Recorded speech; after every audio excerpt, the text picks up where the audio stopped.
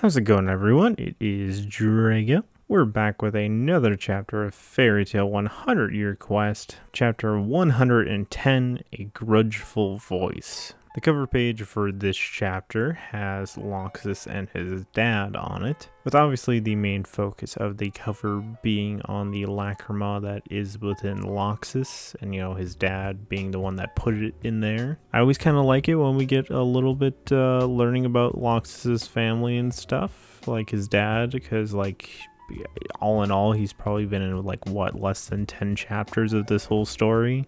Whatever happened to Raventail? To be real though, I did not expect really development for Laxus in a 100-Year Quest, and this whole chapter is basically all about him. So we pick up the actual chapter with Laxus continuing his fight against Kirin, and they're just staring each other down, and then finally, he's attacking him, and Laxus dodges the coffin and does a counter against Kirin, and he blocks as well and is going to counterattack him as well. And his counterattack has some major force behind it. I can't tell if it was the coffin that hit him or if that's just a giant release of lightning. And Laxus is just coughing up blood, and Kirin's just you thought you could beat a king?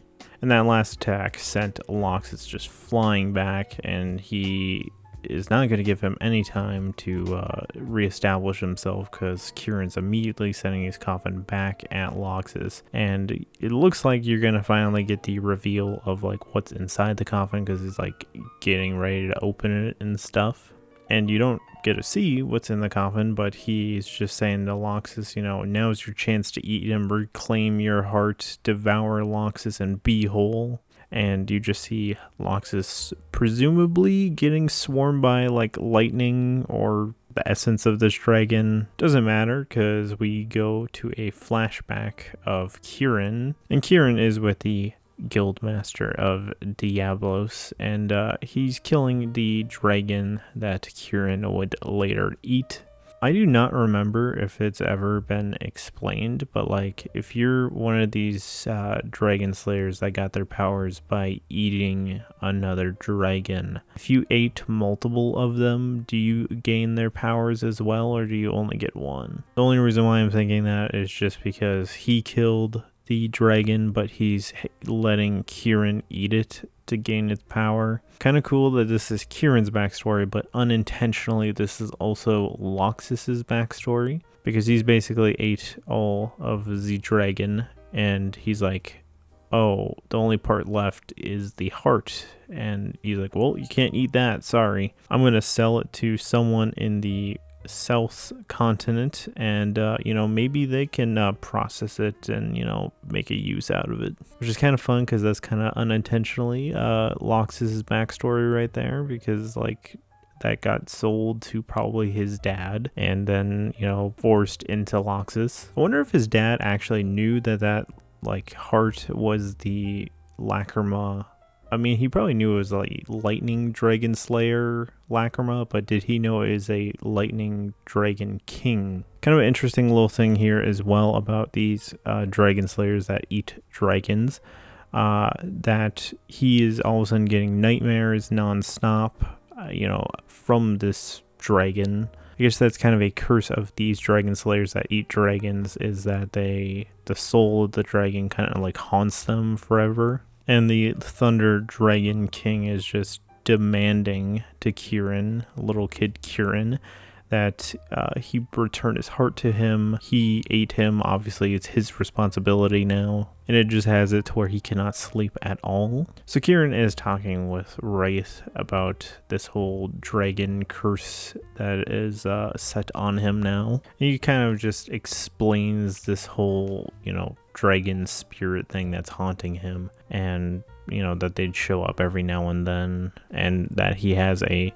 decent idea about it because he's a spirit himself. And basically he's the one that gives him the idea to put the soul of his dragon in the coffin. He put his in a little treasure chest. He basically says his dragon's probably too small for a little box like that, because it's a king, so you're probably going to need a bigger box or a coffin to shove that thing in there. And Kirin doesn't particularly care. He's just why can't we just like erase its spirits? And he basically is like, you can't do that. That's not how this works. Basically gives him the same lecture that the Lightning Dragon King gave him of you have to take responsibility for this and you're gonna have to live with it now. We cut back to present time now, and he's still going on about returning the heart, and Kirin's like, yeah, this is the time. Now you'll finally shut up because he's whole again. And the coffin starts to shatter. And, he's like, finally, the voices in my head are going to finally stop. Oh, it's finally going to be over. And as that coffin's breaking in, as Kirin is becoming an insane madman, you see a bloody hand holding a lacrima. And that turns out to be Laxus pulling out his own lacrima from his chest. And ultra Chad move right here. And Kirin's just like, whoa, I was not ready for this guy to literally rip out this dragon heart from his body. And Laxus, like, he ain't playing around, man. Like, he said he didn't care about that lacrima in his chest, and he quite literally did not care about it because he ripped it out, and he immediately just had to say, yeah, I had a no attachment to this thing. You can have it if you want it. I don't want it. And Kirin and pretty much the rest of the fan base is like, wasn't that the source of your Dragon Slayer magic? So like, you ripping that out, like, can you not use Dragon Slayer magic now? And Laxus literally just does not care because he's like, yeah, I just got sick of you talking about this, so I just decided to rip it out. Which, from that coffin, I'm going to presume that this is the soul, or spoilers for the end of the chapter, the magic power of the Thunder Dragon King. And it's just kind of spiraling around, and it's kind of all wrapping around Laxus. Which he starts talking to Kirin, saying, you got one thing wrong. I heard those voices, in that coffin of yours. And you would think that after all these years of that dragon being with you and stuck in that coffin, and you having all these talks with this dragon, that, you'd be pretty close, wouldn't you? But the second this dragon was able to ditch you and reunite with its heart, it ditched you the second it got the chance. So much for that bond. Which I do like this line from him quite a bit. His soul kept wandering and looking to protect its dignity and slay the one who desecrated his body. And now you've met the guy who's going to slay you. Which Laxus starts eating up the soul or the magic power of this dragon. Which his first initial thoughts is that like the magic power is like a roaring thunder. And he hits Kirin with the Thunder Dragon King's Red Lightning. And I'm pretty sure Kirin is down for good now. And it turns out Laxus was just lying to him because he could not hear any voices whatsoever, and that he was just messing with him. And he just was like, I'll eat the magic power here, probably get a power up. Which I like the very last panel of this chapter of his lacrima just on the floor and him having the thought in his head of, now I'm freed from the curse my dad put upon me. And that is the end of our chapter. So my thoughts, I quite like that we got like kind of an origin for Laxus and also an origin for Kirin at the same time. If this is an actual like legit thing that all of them have like these dragons harassing them for eating their body, would this apply to Laxus since he ate the soul now? I'm going to say probably no, because he didn't actually like eat the physical body. He ate the soul, which kind of reunited with the heart. So like I'd imagine he's probably good now. Since he did Thunder Dragon's King, and I'm assuming now that means he can use Thunder Dragon King magic. Now I saw a literal ton of people wondering like how the flip can he use Dragon Slayer magic? Well, obviously he just ate the soul, but like in that little brief window where you ripped out his lacrima, like how could he be able to use his magic then? He's had that thing in his body for who knows how long. And what's to say that the lacrima in his chest didn't like drain into his body to where like his body absorbed the Dragon Slayer magic? Because, I mean, lacrimas do have a set amount of magic that they can only hold in there.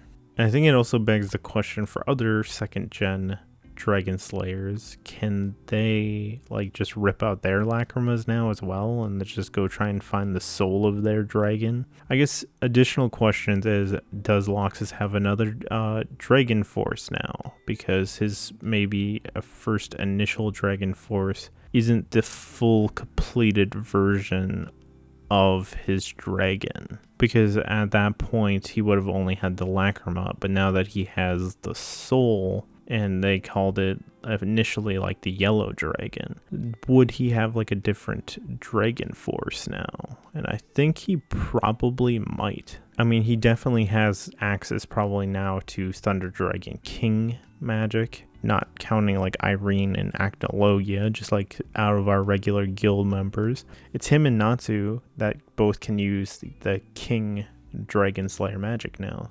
Wendy and Gajiel gotta step their game up.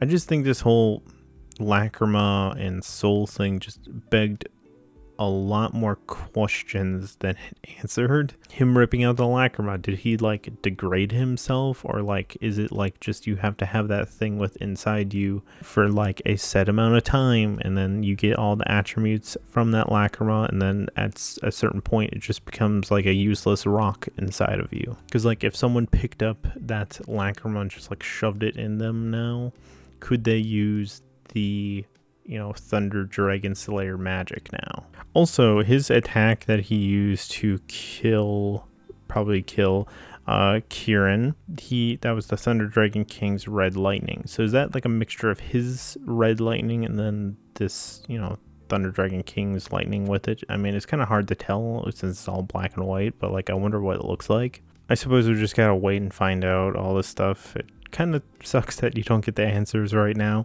I think the backstory is cool and all, and I think it was a decent fight between the two. I mean, people were getting upset, oh man, who one-shotted him? But like, they've been fighting for quite a few chapters, man. Like, they had an initial fight at the beginning of this arc and then this. So I mean, it wasn't like they didn't exchange blows before, so this wasn't entirely a one-shot. Yeah, I thought their fight was pretty okay. I mean, the Dark Dragon Slayer Knights, they all pretty much went out pretty much the same.